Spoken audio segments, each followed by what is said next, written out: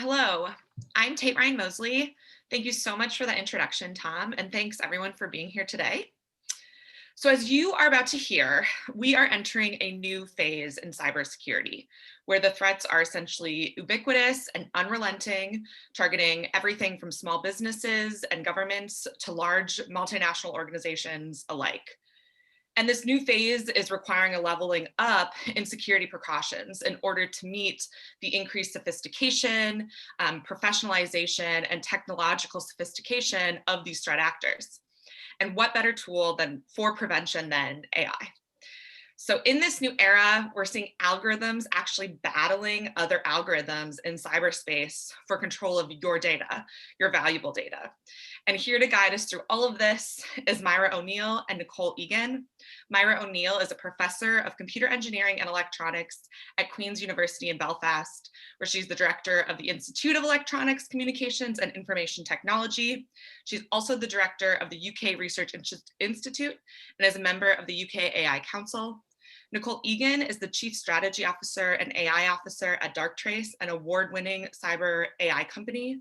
Nicole was named AI Leader of the Year and was awarded the top position on the Software Report's Top 25 Women Leaders in Cybersecurity in 2020. Thank you both so much for being here today. So to start off, I kind of want to set the scene for everybody in the audience. So Myra, can you kind of describe the moment that we're in with cybercrime and kind of the shift that we're seeing from the threat actors and from companies and organizations that are trying to protect themselves? Yeah, sure, thank you. So I think at this moment, there's certainly been, or certainly over the last few years, there's been a sort of a major shift in sort of cybercrime attacks, and what we're seeing more and more now is, sort of high-profile ransomware campaigns, and they've kind of shifted away from targeting sort of companies that maybe are well placed in terms of their detection and prevention techniques to kind of guard off those types of attacks, and we're starting to see them being, targeted against government organizations, a lot of educational institutions, hospitals, healthcare services, and so on. So, with recent very high-profile attacks like the Colonial Pipeline attack, against the National Health Service here in Ireland, in Canada, in New Zealand, and there's been vast numbers of attacks against educational institutions in the US, and recently here in the last year. And there's been a significant increase against UK institutions. So, that's really now, become quite a significant step forward, because it's now having real implications on people's lives. So, if you're taking the example of the health service in Ireland, I've experienced of this myself, where there's been significant implications and impact on people in terms of appointments being cancelled, and it's just affected the entire infrastructure, and that's something we really need to worry about. So it's really a matter, in terms of some of those attacks, the initial target point really are simple things like compromised passwords, weak passwords, or the remote access accounts being hacked. And I think the concern really then is, as awareness of cyber issues becomes more prevalent, with software updates and vulnerabilities being patched, and with things like, say, multi-factor authentication being rolled out, well, then what we're going to start seeing is criminals beginning to use the likes of AI technology to kind of, improve their ransomware attacks against organizations. And that is a real concern. Now, I'm not sure yet if we've seen any examples of AI ransomware in the wild. Perhaps my colleague Nicole here on the panel might be more aware or familiar with that. Yeah, Nicole, why don't you tell us a little bit about how you see AI being used in this space, both from a threat actor perspective, maybe first off, but then also in kind of the core prevention techniques that Darktrace is trying to pioneer. Absolutely. So what we are seeing is that the level of innovation, the level of sophistication of these attacks, it has really changed the game. And a lot of the traditional methods that were being used are no longer enough. So a lot of the past techniques have been to really analyze breaking attacks or historical attack data, and then be able to see if something looked like that in the environment. But what we are seeing is more innovative attacks, more what's called zero-day attacks, ransomware as a service. And so what this means is that the sophistication is higher, but also that it's no longer a human scale problem. You cannot throw enough, cybersecurity experts, even if they existed, at these threats.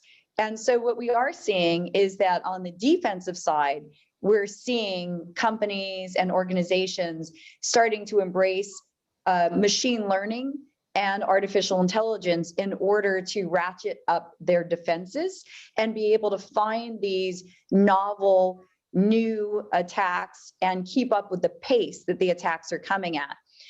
Now, in terms of the attackers, Mara is exactly right. I mean, at this point, we still see a lot of attacks that are getting through because of these traditional defenses, but we are starting to see the early signs of attackers using machine learning.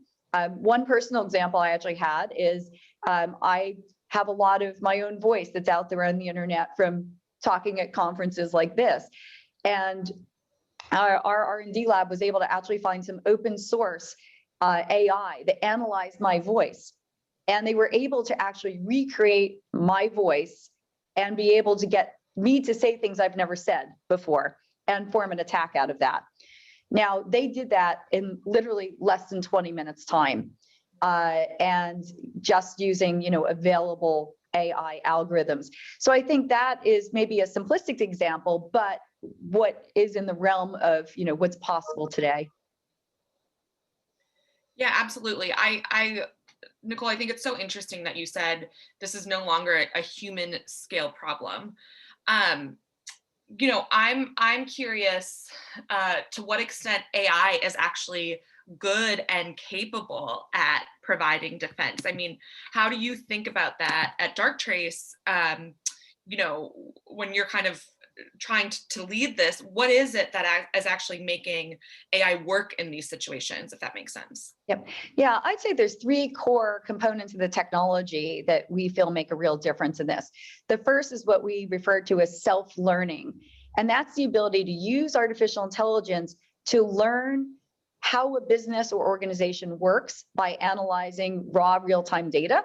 And once it understands how that business operates, it's able to detect these novel threats that have never been seen in the wild before. So I think that's a critical component, especially on the advanced detection side.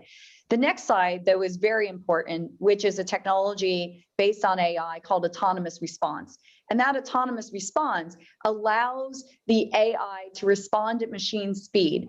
So, for example, if the attacker tries to come in initially through email, we'll cut them off at email. Well, then they're going to pivot and they're going to try to come in maybe through your SaaS application like your Salesforce, your Microsoft 365. And again, the AI will stop them there. And so these attacks are very ongoing and sophisticated, and it's really not just a simple smash and grab. And so the AI is there at every turn the attacker makes to keep that at bay. And I think that's critically important, buying the human security team's time.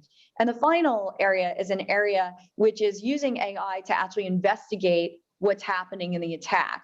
And we spent about 4 years doing an R&D project where the AI learned from some of the world's best human analysts how to actually look at the data involving an attack, draw conclusions, and actually even decide on what actions to take.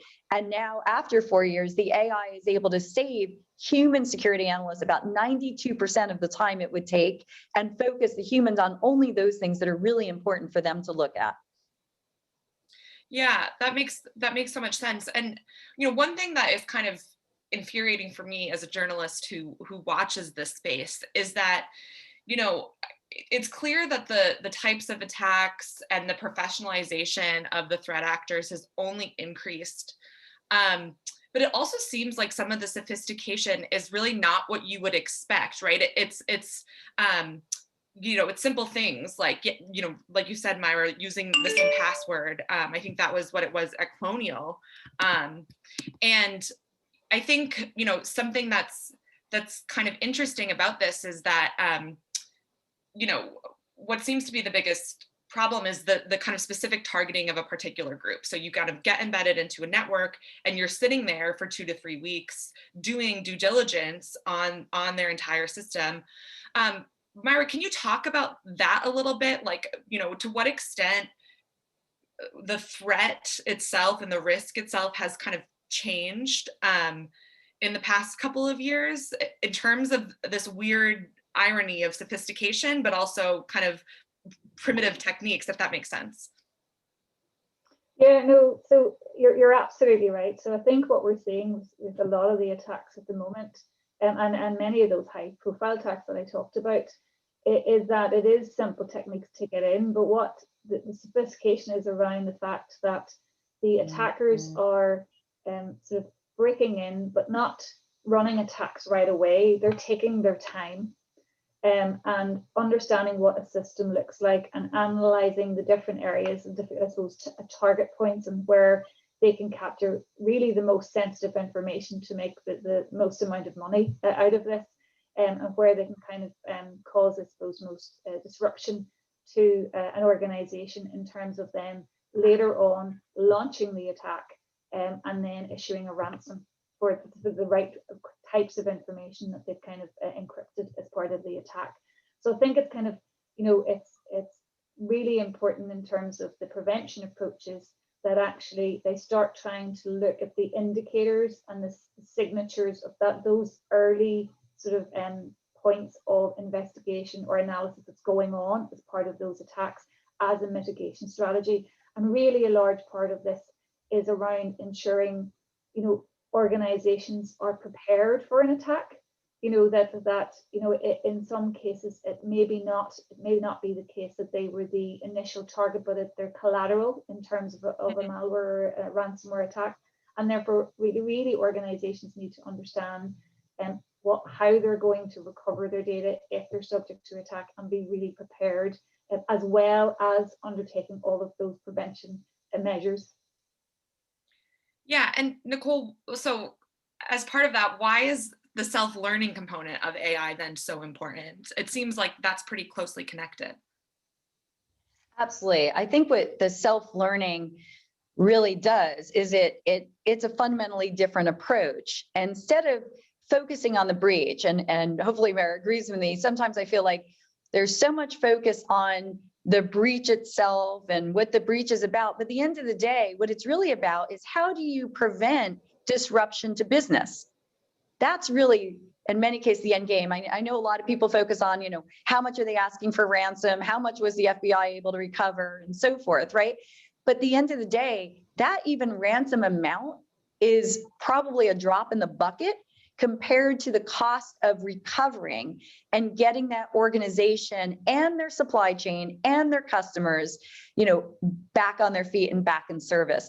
And so I think what the self-learning does is, because it understands what normal business operations looks like, if there is an attacker inside that environment doing their lateral movement, starting to try to encrypt data, starting to try to cause disruption, the AI can keep enforcing normal business operations. So at the end of the day, I don't think we're ever going to get to the stage where attacks stop happening, or that they're not successful at, you know, the breach itself of getting inside.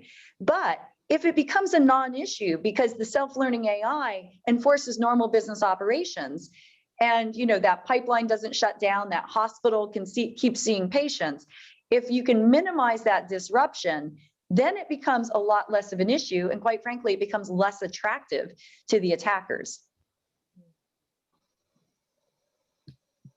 Yeah. Myra, do you agree with that?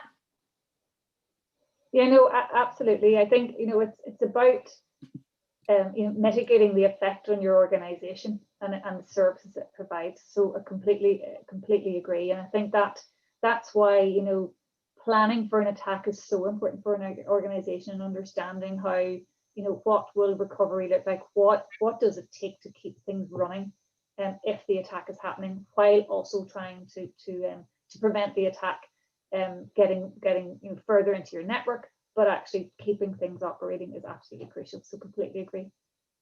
Yeah, so I'm curious, how scalable are some of these AI solutions? I think one thing that I've heard in the past is ransomware and cybercrime is kind of inherently unfair in a lot of different ways, but one of them is that the same organizations are capable of targeting large financial institutions with all of the security protections available in the world, as well as the mom and pop shop down the street.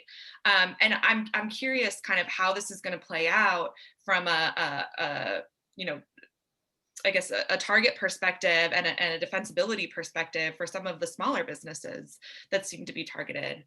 Nicole, do you have thoughts on that? Absolutely. I think the cyber criminals are becoming very organized and actually very professional. I know you touched on that, Tate, in the opening. And what we're seeing is they're actually trying to become, in their own right, legitimate businesses. And I mean that, we saw in the case of Darktrace that they actually have a PR department, right? They issued a press statement to the media saying, oh, we didn't really mean to hit that target, right? And they obviously have customer service departments that actually, once you pay your ransom, they say, oh, we're happy to help decrypt your data. Have a nice day, right? So it's really I think that's when you said it's a watershed moment. It's quite bizarre that that's kind of the point it's getting to now. And so that means that whether you are that mom and pop or that large sophisticated organization, you're up against something very different today. And I think we're going to start to see that evolution continue. So I think that really does make a difference in terms of how you think about your defense. In terms of scale, this needs to both kind of scale to the small business as well as scale up to the world's largest global companies. And that means you have to architect these AI solutions to be able to do that. It also means that you need to make it easy enough and make it so that you don't have to have any AI experts on your own staff. If you think about that small business, mom and pop, right? They're not going to be able to hire people, to train these data sets, to tune algorithms. It's just not going to happen. So I think one of the things that we looked at is we made sure that we could make an AI solution that could be affordable and can be easily deployed without the need for any sophisticated experts to feed it or maintain it. And that's really why we've been able to scale to over 5,000 customers of all company sizes. And we literally have a mix from a 10-person company all the way to the world's largest. And that, I think, is absolutely critical. I think of it almost as the democratization of AI for cyber. Everyone needs to be able to access it, afford it, and use it. Yeah, and it seems that there are, I was speaking, I had an interview the other week, and this person was a cyber expert, and they were saying to me, you have business owners who are just, barely thinking that they have a website, who don't even think they're vulnerable to cybercrime or ransom, who often end up being targeted. And I think part of that is where we're at, as a business society, in terms of there's such vastly varying levels of technological sophistication that don't even have to do with the size of the business. You have some organizations that are still largely run on paper who might be really, really powerful organizations. So Mara, I'm curious what you think about how we get to that point. On the other side of the affordability, there's kind of these older systems, these newer systems, there's levels of, varying levels of technical sophistication. Do you see any red flags or roadblocks with, legacy systems or things like that in this moment? So absolutely, lots of red flags there. So I think, what we've seen in recent years, particularly when it comes to critical national infrastructure, that this interplay between sort of OT and IT, so information technology with sort of cyber physical systems, and legacy systems are now connected to the network that were never designed to be secure and never designed with this in mind, and it is absolutely essential for those where that security is now considered, and what attacks might look like for those, and with the colonial pipeline, for example, I mean, it was sort of on their IT systems they were attacked, but they had to shut down the entire system. So, you know, air gaps are really important in terms of considerations between systems like that, where you have to make sure that you can kind of prevent attacks on one half of the organization if it's come through some other aspect of the networks. And so, I mean, it's absolutely critical that, you know, particularly, you know, all systems it's important to protect, but particularly, you know, those kind of legacy systems where they're now sort of interacting with the latest technologies and so on, that we have to consider that. So, you know, to give an example of this, we recently within our organization showed how it was very possible to attack Siemens PLC devices, and these are devices that are used in nuclear power plants, for example.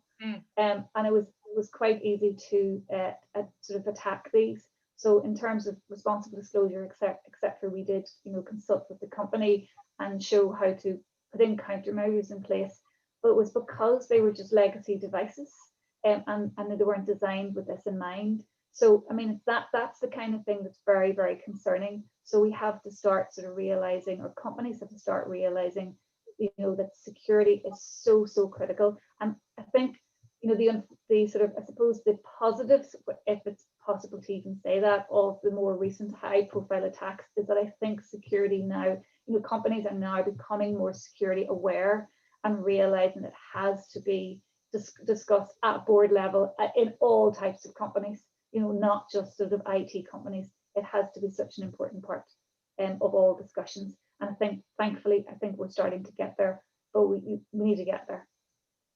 Yeah, and Myra, how do you even go about protecting a company that's so reliant on hardware? I mean, that's something that's so interesting that I've seen, you know, even in the last couple of weeks in the US, you know, a ferry system was hacked, and you don't even think about that as something that is really vulnerable to cyber crimes. So what are the complications or the I don't know, special considerations for industries that are really hardware specific, like energy, like infrastructure, like transportation, like supply chains and logistics companies? You know, it seems to me that there's kind of a whole other world in terms of vulnerability that's quite unexpected. So yeah, you know, you're absolutely right. So one of my areas of expertise is looking at hardware device security, and I think what we start to see again in recent years that vulnerabilities aren't just limited to software or to social engineering attacks. So with, you know, I think it was back in 2018, we saw the Spectre and Meltdown microarchitectural attacks against, you know, the physical security of devices. And they actually exploited sort of the hardware vulnerabilities inherent in the design of devices. So how do you defend against that? I mean, and that affected, you know, so many devices for different applications. So I think, you know, what we're starting to see as well there is that there are AI assisted attacks against hardware, which is, you know, affects everything, where mathematically secure sort of encryption techniques that are in sort of things like smart cards or devices to provide the security. And even though they're mathematically secure or extremely mathematically secure, when they're implemented on a device, they can leak information or sensitive information via things like their power consumption signatures or electrical emanations, electromagnetic emanations. And, you know, while some devices have countermeasures, what we're starting to see is that using deep learning, we can use models to bypass countermeasures to attack those devices. And that is a concern, because security measures on embedded devices and devices like that in terms of hardware applications, you know, they tend to be sort of, you know, if you're adding security, you want it to be as lightweight, as resource efficient as possible. So if you're having to add complex security mechanisms that will deter against like deep learning attacks, then you're kind of losing the advantage of something that's resource efficient in the first place, and particularly if you're thinking about embedded devices. But what we're then again starting to see is using AI to help prevent those attacks. So what you can sort of start doing is getting ultra lightweight machine learning routines that can look at you know, targeting at the sort of the embedded devices at that level themselves, and looking at understanding in terms of like behavior metrics what a kind of a normal operation looks like in terms of things like power tasks or bandwidth or traffic and so on. And then they'll be able to then recognize what normal looks like in comparison to an under attack state. And at that device level, using that sort of lightweight machine learning, start to kind of help defend against those types of attacks. So I think some of the same mitigation strategies will still work, even though it's kind of a slightly different problem and sometimes inherent to the hardware itself. But you have to kind of try and use those same approaches. Yeah. Jumping in, if I can, building off of that, it's exactly right. I mean, we see a lot of our customers are in the national critical infrastructure, industrial control systems, and we've been able to bring, as Mari said, that lightweight AI to the devices, be it a legacy device or be it even a brand new kind of high-tech sensor. But it does have to be very lightweight, and it has to understand that normal pattern. And what's interesting in machine-to-machine communications is the patterns are actually more consistent, more predictable. Usually this machine only communicates this much data to this machine and this kind of frequency, whereas actually when you get into the human behavior, humans are a little bit more diverse in terms of what they do. So these same types of techniques we're talking about absolutely can work in these critical infrastructure environments that are a mix of legacy, and new. Yeah, and one thing I'm so curious, Nicole, your perspective on is, it kind of blows my mind that AI systems will be able to actually detect attacks when the attacks are kind of designed inherently to be undetectable. So, for example, one thing that I've heard is as we grow in our use of encryption techniques, right? Like Zoom is encrypted, what we're talking on right now, and most of ransomware attacks involve encrypting large data sets, large data files. So, I'm so curious kind of the nuances of an AI being able to detect what is actually an attack and what is not. And I know you've touched on that a little bit, but I'd love to just hear a little bit more in terms of what how Darktrace kind of manages that. Yeah, I think what is really important is to make sure you design a system that can work even if the data is encrypted. So from an AI detection perspective, we're actually looking at all of those patterns and processes that are going on. We don't require that we have to see the data itself. And so we can still see those AI patterns of life of normal, not normal, even if the data is encrypted. And that's really critical. That's so interesting. Okay, so I know we've talked about this a little bit, but what should, if you're in the boardroom of a company, what should you be doing right now? I mean, I can imagine we might have some people in the audience who are like a little bit panicked. Hopefully not. Hopefully this is not the first time someone's thinking about cybersecurity. But what would you say to those people about what they should? What's the first step in getting more cyber secure? Nicole, let's start with you. Sure.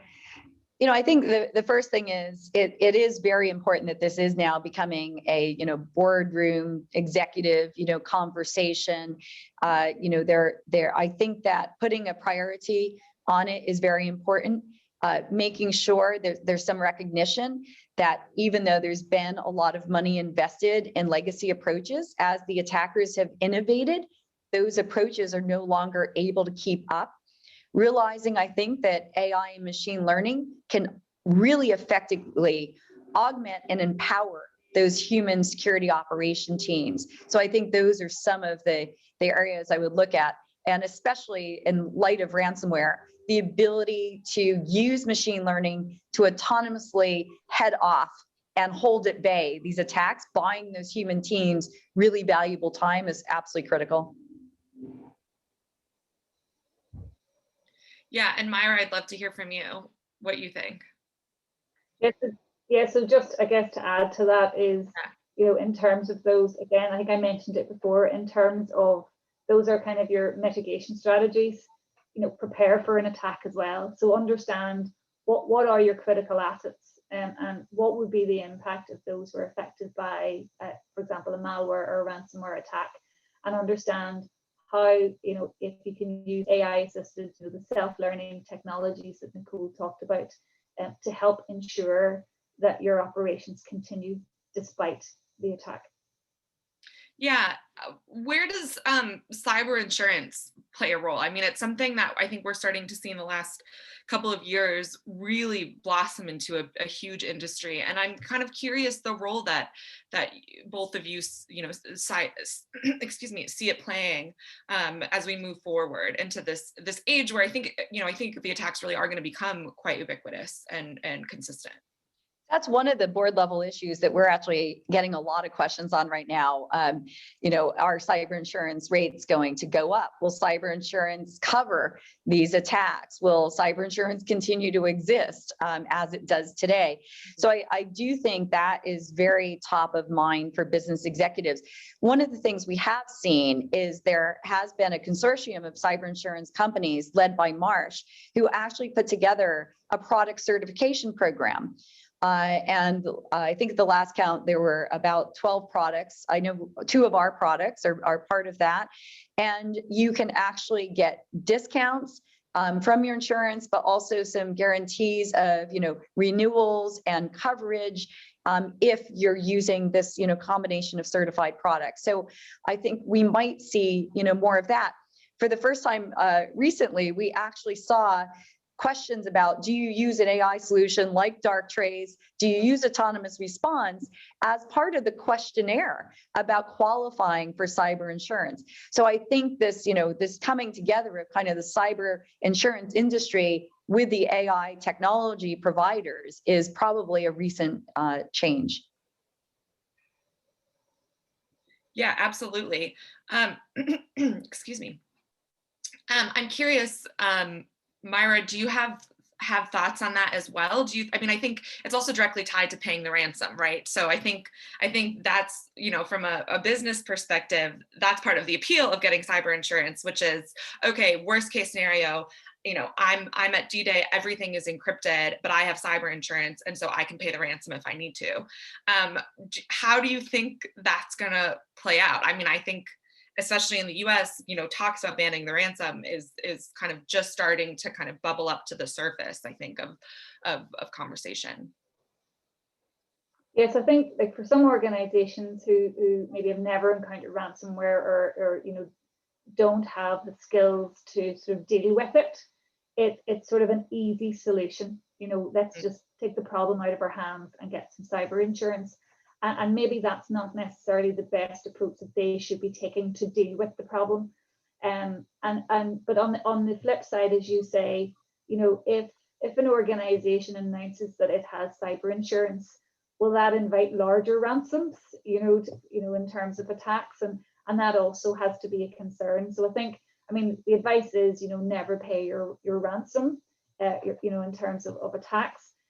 But that's, I suppose, a lot easier to say when you're not the victim of a ransomware attack and it's affecting your critical operation. So I think, this is why all of the things that we've talked about, on this discussion become so important in terms of preparation and understanding, all of those risks and mitigation strategies that you can take to try and not get to the situation where you're having to claim off your cyber insurance for the very large ransom that's being requested. And again, that investment in cyber insurance isn't going to help you with that business disruption issue, right? I mean, so that's where it really becomes important. And they do cover some post-incident response, but there's still nothing that makes up for the fact if you have to stop operations of your organization, your business, your municipality, for days or weeks, or even taking months to recover. The payout of the cyber risk insurance isn't really going to help you on that front. Yeah, I think that's a great point. So the last question I kind of want to give space for each of you to talk about is, from a technical perspective, where are we heading? I mean, we talked a little bit about the need for lighter resource deep learning techniques that can, investing technical resources there. What are the kind of those core technological frontiers that are going to help move prevention strategies into this kind of next phase of being democratized, being accessible, being widely used, to kind of level up our ability to deal with this problem? Myra, let's start with you. So yes, I think, okay, so I can, I suppose, speak from a research viewpoint on this. Yeah. So I think what we're looking to kind of see in terms of the next phase of, or next generation of AI detection techniques, is those that are more robust to adversarial attacks. So those types of attacks that look to sort of attempt to fool AI models by supplying deceptive input. So it's very, very important to have your sort of novel technique that can absolutely be robust against those types of attacks, that can also reduce the number of false alarms, that are detected. And I think another really important point, while having all of those techniques in place, something that can also provide explainability with respect to the decision making that your model is taking. So it has to offer all of these things in parallel. And I think what we've seen recently with kind of public perception of AI and algorithmic applications, there hasn't been, we really need to ensure we have public trust in the AI techniques that we're developing. So I think having that explainability feature alongside some of the robustness and resilience to adversarial attacks in novel detection techniques is probably where we're headed. Yeah, that makes sense. Can you just briefly explain the deception attacks? I think those are so interesting. It kind of in this moment. I'm not sure everybody would know what those are. So I guess it's a bit like the example Nicole gave earlier. I mean, there are examples where in some of the sort of facial recognition software, they're able to fool those by providing, and the AI behind those, by providing images that can fool the AI model into doing providing access or whatever to doing what's required. So it's kind of providing sort of input to fool the AI model into doing a different output. And Nicole, I'd love to hear from you about kind of technically where you see Darktrace going and where you see the industry going. I think we also run a full-on research lab environment, and then some of those research projects may eventually make it into commercial offerings. And some of the things that we are working on in our labs, definitely, to Mari's point, the adversarial, AI against AI, making sure that our detection algorithms and our response algorithms stay a pace and a step ahead against those adversarial attacks. But in addition to that, and you touched on it, Tate, is predictive and preventive, right? So how can we use AI algorithms to do things like attack path modeling? So I think that's a very important area to look at. Today there's a whole human industry around penetration testing or pen testing, right? How could we get the AI to continuously run those type of tests and actually be able to, most importantly, feed the results and outcomes from what it finds into the detection and the response AI algorithms? So I think that's a big area. Ultimately, we also are looking at projects in our labs around what we call AI self-healing systems. Again, if the AI understands what normal operations looks like, if there was an attack, how quickly could actually the AI bring those systems back to their normal state of business operations? So those are the couple of areas that we see kind of as the future for both Darktrace and for the industry. And I'm just so curious about that last one. Would the AI be helping to decrypt, or in what ways do you see AI being able to help kind of bring back some of the standard business operations? So one of the easy ways to think about it is today, when there is an attack and somebody hires, again, a service organization like post-incident response, one of the things they do is they try to figure out at what point do the attackers start altering data or encrypting data or impacting systems. And they roll the system back to, let's say, 1 minute before that incident took place. So just imagine that the AI would be able to, our AI can already determine that piece, which is when did the problem start happening and where. And now it would just go back and roll back those systems. And of course, this AI would have to be working in cooperation with the IT systems themselves in order to be able to do that. All right, well, you guys have given me some hope about the future and where we're going. Thank you both so much for taking the time to talk with us. That concludes our session today. And so then it's back to you, Tom, in the studio in Titanic Belfast.